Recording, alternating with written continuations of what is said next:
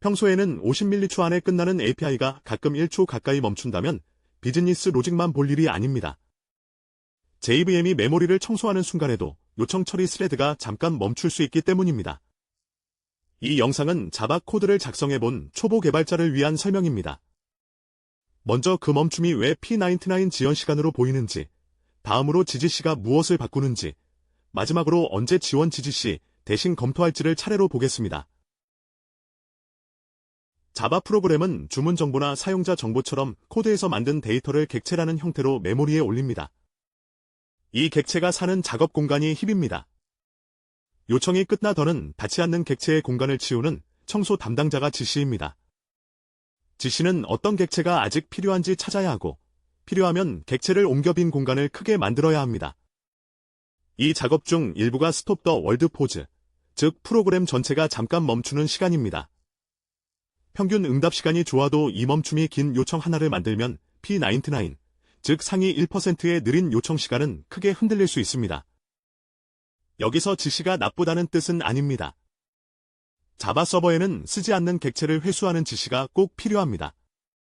문제는 서비스가 허용할 수 있는 가장 느린 응답 시간입니다.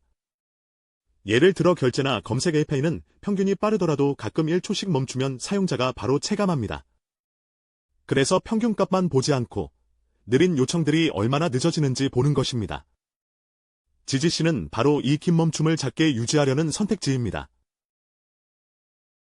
지지씨는 지시1을 없애는 수집기가 아닙니다. 살아있는 객체를 표시하고 필요하면 옮기고 쓰지 않는 공간을 회수합니다.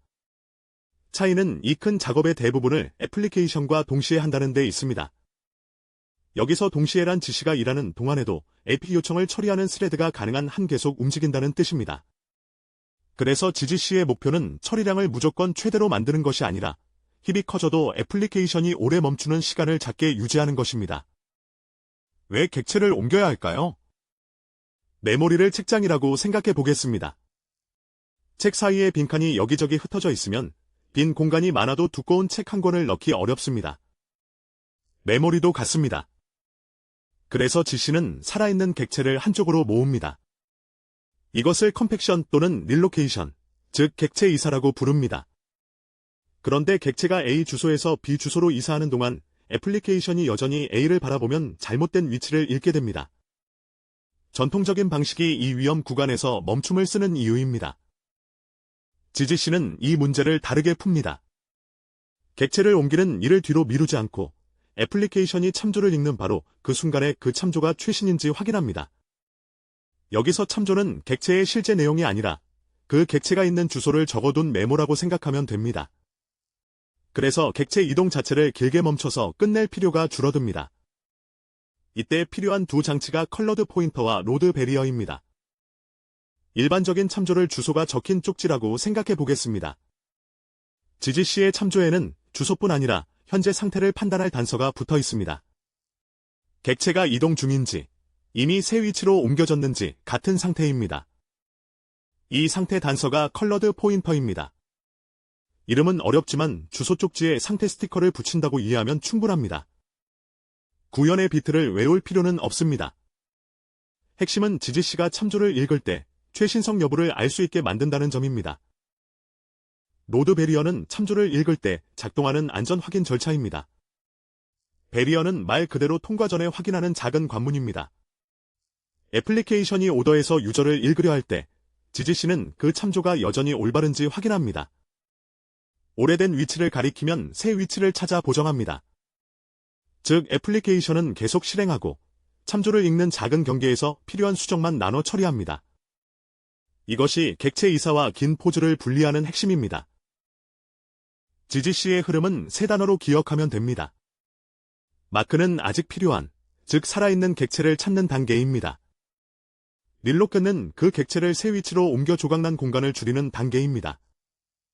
리맵은 오래된 참조가 새 위치를 보도록 갱신하는 단계입니다. 각각을 외우기보다 필요한 객체를 찾고 이사시키고 주소록을 고친다는 순서로 이해하면 됩니다. 이 작업의 대부분을 애플리케이션이 실행되는 동안 나눠 처리하는 것이 지지씨의 특징입니다. 대부분의 객체는 만들어진 뒤 오래 살아남지 않습니다. 요청 하나를 처리하며 생긴 DTO, 임시 문자열, 컬렉션이 대표적입니다. 제너레이셔널 GGC는 이 특성을 이용해 0과 올드를 나눕니다. 최근 만들어진 객체는 0에 두고 더 자주 청소합니다. 오래 살아남은 객체는 올드로 보내 상대적으로 덜 자주 다룹니다. 작은 쓰레기가 빨리 많이 생기는 일반적인 서버에서는 매번 모든 객체를 같은 방식으로 살피는 것보다 효율적일 수 있습니다. 여기서 JDK 버전이 중요해집니다. GGC라는 이름은 같아도 버전에 따라 선택지가 바뀌었기 때문입니다. JDK 21에는 기존 방식과 새 세대별 방식이 함께 있었습니다. 그래서 세대별 GGC를 고르려면 유수 GGC와 지제너레이션을 둘 다 넣어야 했습니다. JDK 23부터는 세대별 방식이 기본이 됐습니다. JDK 24와 25에서는 기존 방식이 제거되어 유수 GGC만 쓰면 됩니다. 더 최신 JDK에서는 오래된 지제너레이션을 옵션을 복사하면 경고가 아니라 시작 실패로 이어질 수 있습니다. 그러니 명령어를 복사하기 전에 자바 버전과 JVM 시작 로고를 먼저 확인해야 합니다. G1 GGC가 나쁜 기본값이라서 GGC가 필요한 것은 아닙니다.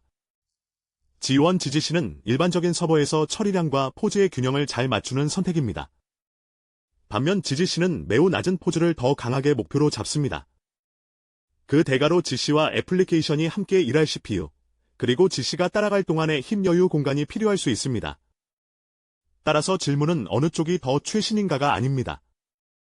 사용자에게 보이는 P99 지연 시간이 실제 문제인지, 현재 GC 포즈가 원인인지, CPU와 메모리 여유가 있는지를 먼저 봐야 합니다. GGC에서 XMX는 살아있는 객체 크기보다 조금 크게 잡는 값이 아닙니다. GC가 동시에 진행되는 동안에도 애플리케이션은 새 객체를 계속 만듭니다. 그래서 나이브 셋, 진행 중인 할당, 안전 여유 공간이 함께 필요합니다. 힙을 너무 촘촘하게 잡으면 얼로케이션 스토리 생길 수 있습니다. 이것은 새 객체를 만들 공간이 부족해서 애플리케이션이 GC가 공간을 회수할 때까지 기다리는 상황입니다. GGC를 켰는데도 요청이 멈춘다면 XMX가 너무 작은지와 할당 속도가 너무 빠른지를 함께 확인해야 합니다. 소프트 맥스 힙 사이즈는 가능한 한 이 크기 안에서 힙을 관리하라는 목표입니다. 절대 상한은 아닙니다. 메모리가 더 필요하면 JVM은 XMX까지 사용할 수 있습니다. 비용을 통제하면서 일시적인 할당 급증을 버티는 데 도움이 될 수 있습니다. 하지만 숫자를 먼저 정하면 안 됩니다. 실제 라이브 셋, 할당 속도, 컨테이너 메모리 한계를 함께 보고 결정해야 합니다. GGC를 켜기 전에는 세 가지를 확인하세요. 첫째, 긴 요청이 실제 GC 포즈와 시간상 겹치는지 GC 로그와 APM으로 확인합니다. 둘째, 같은 부하에서 P99과 P99-9뿐 아니라 처리량, CPU, RSS, 얼로케이션 스토를 함께 비교합니다. 셋째, JDK를 바꾼 뒤 대시보드와 알람이 새 GPU 이름을 제대로 읽는지 확인합니다. GGC 적용은 옵션 한 줄을 바꾸는 일이 아니라 측정한 문제를 가설로 세우고 검증하는 작업입니다. 정리하면 GGC는 GC를 빠르게 끝내는 마법이 아니라 애플리케이션을 오래 멈추지 않도록 GC1을 분산하는 설계입니다. 객체 이사는 컬러드 포인터와 로드 베리어로 안전하게 보정하고 세대별 구조는 짧은 수명 객체를 더 효율적으로 다룹니다. 테일 레이턴시가 중요하고 측정 결과 GC 포즈가 원인이라면 검토할 가치가 있습니다. 반대로 처리량과 비용이 더 중요한 서비스라면 G1 GGC가 더 적합할 수 있습니다. 시청해주셔서 감사합니다.